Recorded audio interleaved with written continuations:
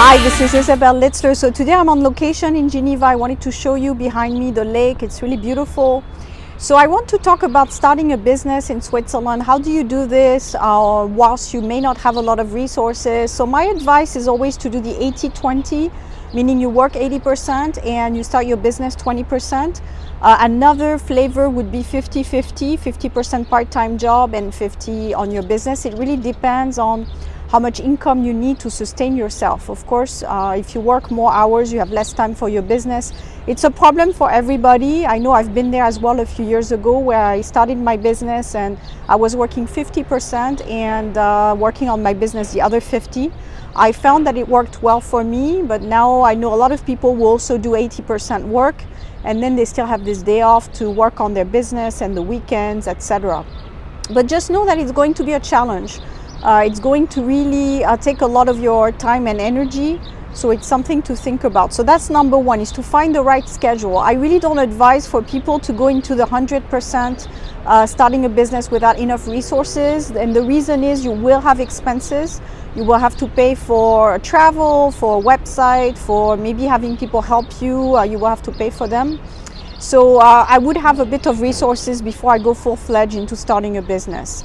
That's my recommendation, the safe way, so you don't get in trouble. And the other reason is also when you start a business and let's say for whatever reason it doesn't work out, you will have to explain to the market when you go back to look for a job what happened, and it puts you in a difficult situation as well because it's a failure. And in Europe, maybe not in the US, but in Europe, failure is always looked at as you didn't manage to succeed in your business, so you know, why should we hire you, etc. So it's always a bit difficult. That's why I would really recommend try to do the 80-20 or the 50-50. So that's number one. Number two is you want to test your idea. So make sure that you go to the market, you ask the right questions, you ask in your network.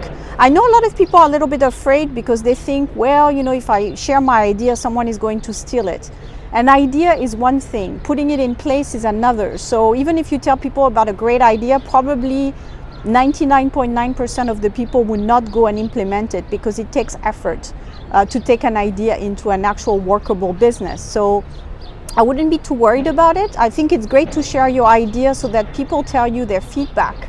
You know, if they say, wow, this is great, you know, if you were to create such a product, I would purchase it definitely. And then what you want to do is make sure they actually purchase it.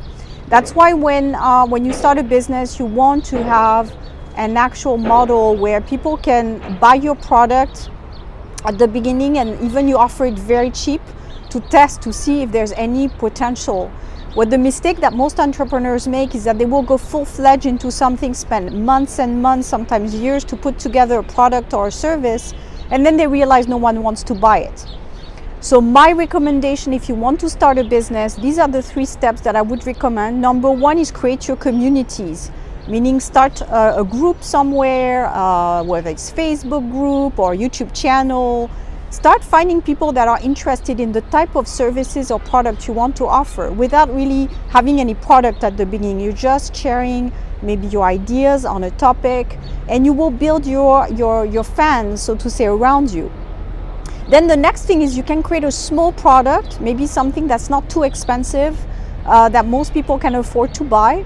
And you would call that basically some type of a beginner or prototype, a beginner product or prototype, and then you can sell that. And if that works, then you go to build something bigger. So you don't want to go and start with something big. So step number one is build your communities around a topic, a theme, something of interest. Number two is build a small product or a small offer.